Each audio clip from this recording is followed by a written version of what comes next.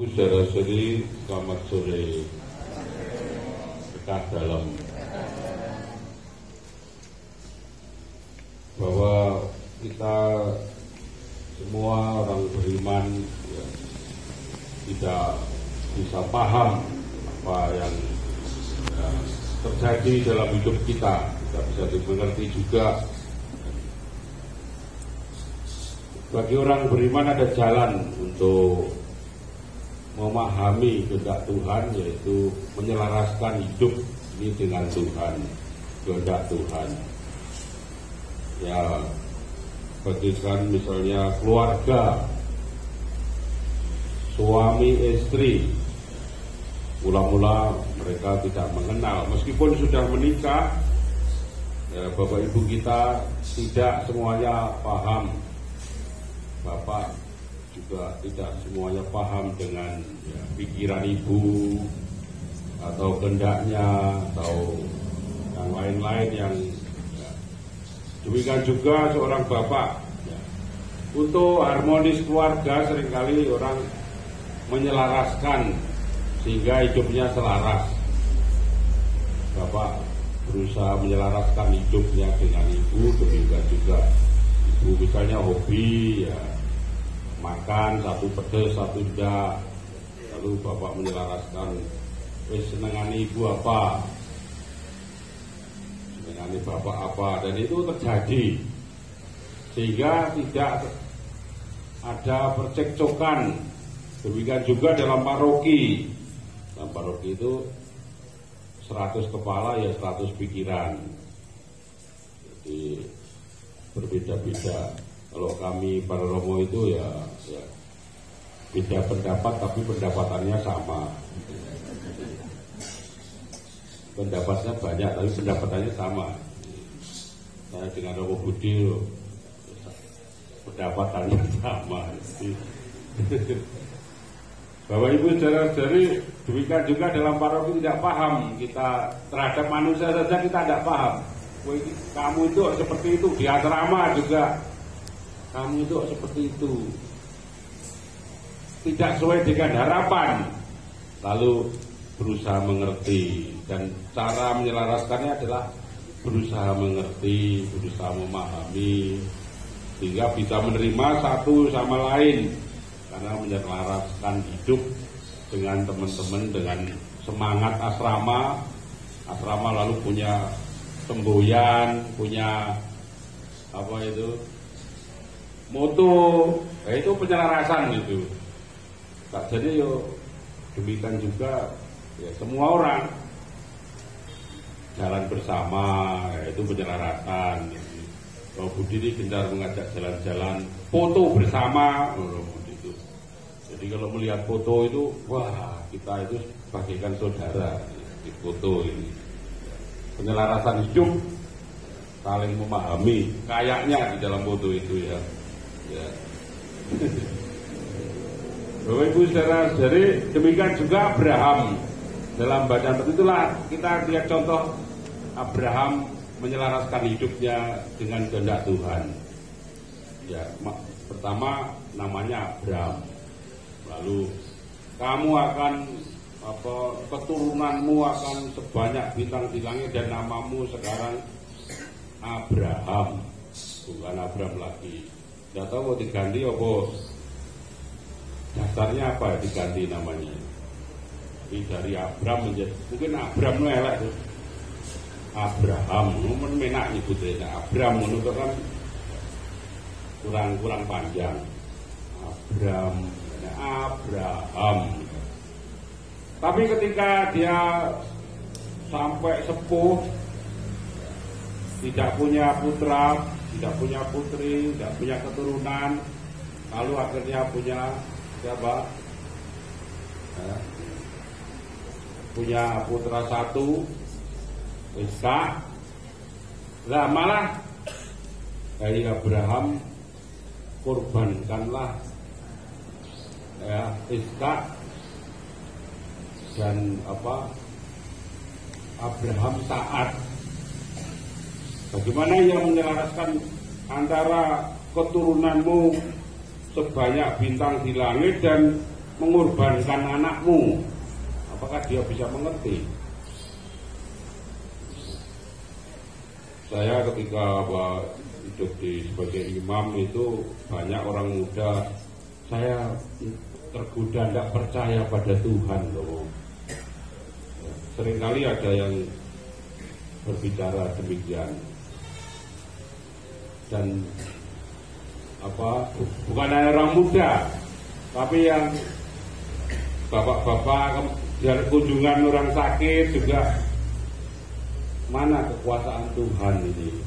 Saya sakit terus, nggak sembuh-sembuh. Maka kalau berkunjungan itu, walaupun kunjungan sampai jam 12, kesel. Karena melok ngerasake keluane itu loh. Sosok yang mesakne barang sambune pesing, dhewe ning omah, ya itu sikile putul. Itu kan ikut, waduh bagaimana ya ini, sehari-harinya bagaimana, terus makannya bagaimana dan sebagainya, terus keluarnya. Nah makanya itu kalau rekreasi itu sehari ya seger terus ya ini, ya ini mendengarkan ya orang sakit keluarnya ya ikut terbawa itu akhirnya kesel ya. Apalagi dulu pengalaman saya waktu Romo muda itu mendengarkan pengakuan yang paroki gitu, terus dosane umatku akeh meniru, sepira iso turu, terbawa beban karena dosane wong-wong itu aneh-aneh misalnya gitu. Dan akhirnya tak pikir-pikir, aku ngono terus ya ngenes iki ya. Jadi Tuhanlah yang menanggung semua beban dosa, bukan saya. Dan harus lepas, tidak usah mikirkan siapa dia, tidak usah apapun, tetapi bagaimana kita menyelaraskan dengan saya sebagai imam yang mendapat tugas sakramen, untuk memberikan sakramen pengampunan dosa ya, karena saya sebagai imam begitu. Bukan berarti bahwa saya tidak itu prihatin, tetapi jangan dibawa dalam hidupmu, dalam hidup saya untuk membebani, karena Tuhanlah yang mengampuni, bukan saya. Bapak Ibu saudari, Abraham akhirnya mengerti ketika ya itu sudah terakhir Abraham, jangan kamu apa-apakan anakmu itu. Tapi kan sudah naik gunung, sudah bagaimana, bayangkan coba dari bawah terus berdua bersama pembantunya, satu bertiga mau mempersembahkan persembahan. Lalu anaknya tanya, Bapak, kita sudah bawa kayu, di mana binatang persembahannya? Pilih jawab Abraham, oh kamu nanti sama saya sembelih. Dalam hatinya kan, saya disuruh mempersembahkan kamu. Ya, tidak mengerti, tetapi melaksanakan. Maka Abraham itu adalah bapak kaum beriman. Dan akhirnya Abraham, jangan kamu apa-apakan anakmu itu. Nah, lalu di belakangmu ada kambing tersangkut semak, dan itulah yang kamu korbankan. Wah, bagaimana Abraham itu menyelaraskan hidupnya dalam perjuangan yang tidak dia pahami. Itu juga perjalanan hidup kita. Dalam Injil, Bapak Ibu saudara-saudari, wah, terjadi perdebatan yang memusingkan antara Yesus dan orang Yahudi. Ada 4 pertanyaan yang tidak bisa dipecahkan meskipun dijawab oleh Yesus sendiri. Yesus mengatakan, barang siapa menuruti firman-Ku, ia tidak akan mengalami maut sampai selama-lamanya. Terus, itu kan pernyataan Yesus. Lalu kata orang Yahudi, karena tidak bisa memecahkan mosok percaya beli dia kok tidak akan mengalami maut selama-lamanya. Orang Yahudi, sekarang kami tahu bahwa engkau kerasukan setan. Jadi dia tidak bisa memikirkan, tapi tergesa-gesa bahwa menuduh Yesus kerasukan setan. Sebab Abraham telah mati, demikian juga nabi-nabi. Namun engkau, barang siapa menuruti firman-Ku, tidak akan mengalami maut sampai selama-lamanya. Orang Yahudi tidak bisa mencerna perkataan Yesus ini, dan tidak bisa juga dia berusaha menyelaraskan hidupnya dengan sabda Tuhan. Lalu yang kedua, aku mengenal dia, tapi kamu, dan jika aku berkata kepadamu aku tidak mengenal dia, maka aku adalah pendosa, sama seperti kamu. Tetapi aku mengenal dia, yang disebut dia adalah Bapa, dan aku menuruti firman-Ku. Dan itu Bapak Ibu Saudari, umurmu baru belum ada 50 tahun, dan aku tahu siapa kamu mengenal Bapa, juga tidak bisa dicerna. Lalu Abraham bapamu bersuka cita ketika melihat aku hari ini. Ia melihatnya dan ia bersuka cita. Maka bahwa orang-orang itu marah, semakin marah, orang-orang itu semakin marah. Dan Yesus mengatakan, sesungguhnya sebelum Abraham jadi, aku ada. Wah, semakin marah. Dia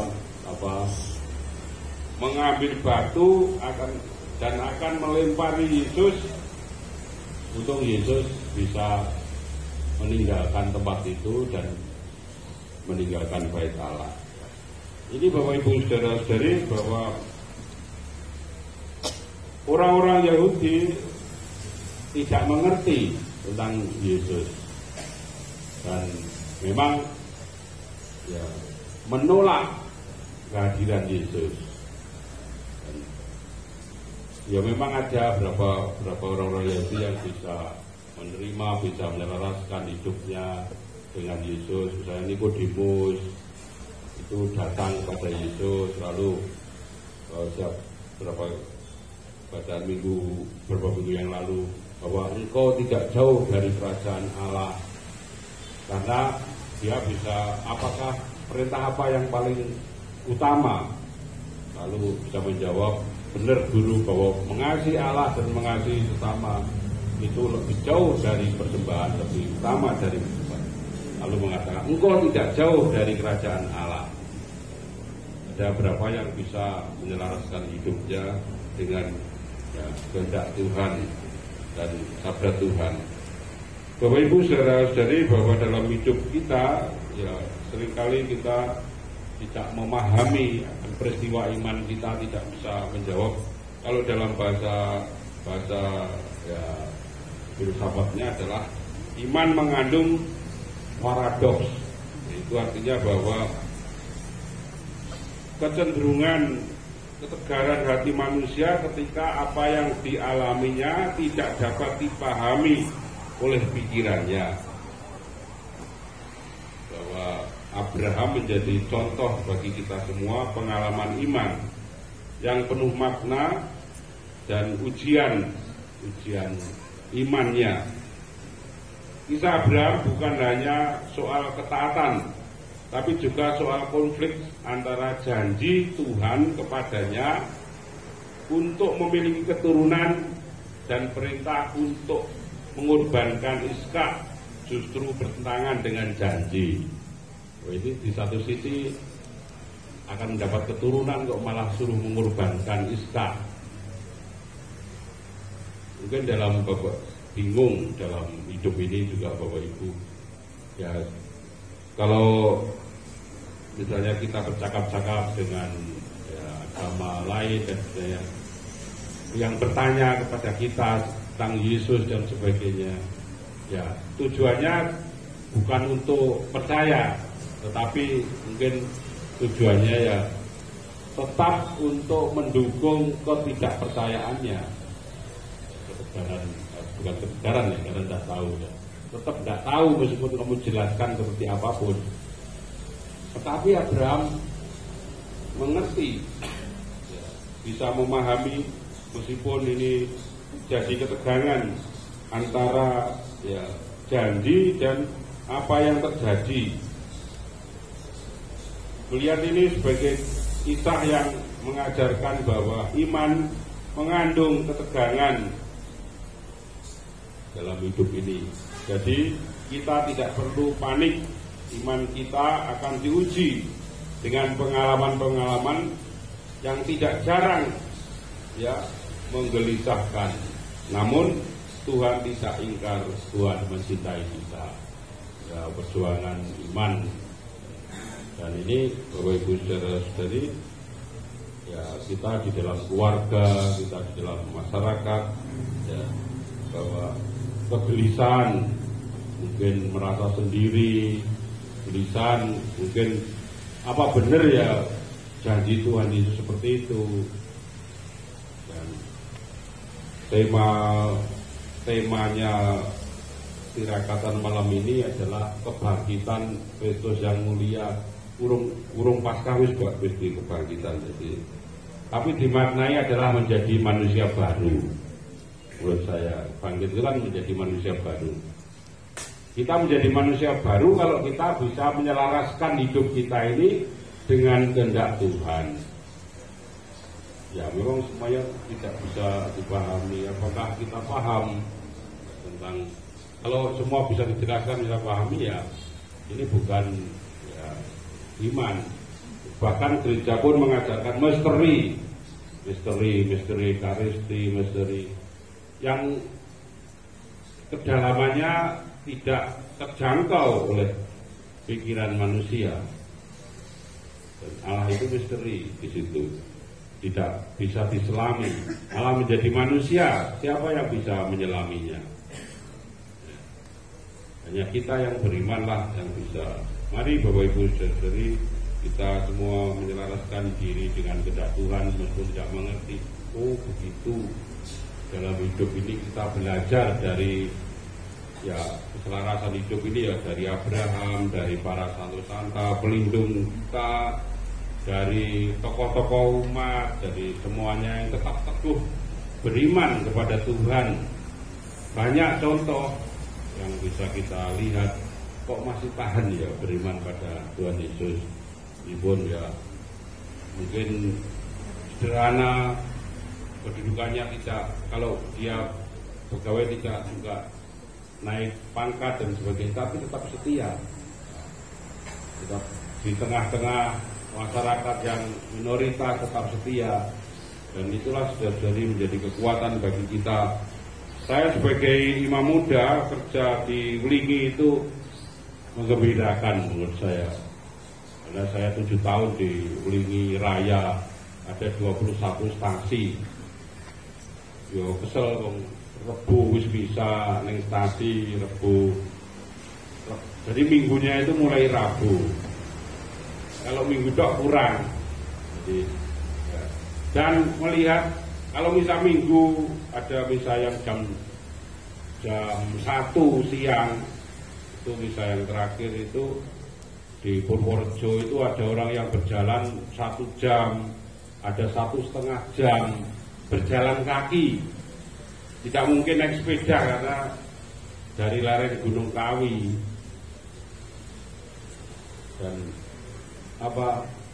mereka datang ya sebelum misa sudah datang. Lalu saya ngomong, Mbak silahkan tidur, nanti naik komuni saya bangunkan. Karena jam 1 ya saya sendiri yang ngantuk. Terus masjidare nanti kalau pas Injil saya belum diri semparan sikilku yo. Masjidare masih nyimpar sikilku. Disimpar terus aku tangi. Nah ya. Dan itu saudara-saudari, ada juga misalnya di Genjong, wah stasi Genjong. Rong Budi pernah Genjong? Belum pernah. Genjong, Iya Bang Genjong belum. Genjong itu ada namanya Barah, sepuh ya, waktu mau Natal menjual satu-satunya kambing yang ia punya untuk bisa misa. Cucunya nangis terus. Kenapa cucunya nangis? Karena kambing kesayangannya dijual untuk Natalan. Wah, itu kan ungkapan iman yang lebih baik tak punya kambing tapi Natalan daripada punya kambing tidak Natalan, karena ada biaya yang harus ke kota. Jadilah ungkapan iman yang dia pahami dengan menempatkan nilai yang tinggi dalam hidup Tuhan Yesus sebagai nilai yang tertinggi. Wis kesuwen. Wis kesuwen enggak biasanya? Sudah kesuwen. Oh ya. Mari Bapak Ibu saudari kita menyadari bahwa iman tidak harus bisa kita pahami, tapi harus kita setiani dalam hidup sehari-hari. Kemuliaan pada Bapa dan Putra dan Roh Kudus, pada permulaan, sekarang, selalu, dan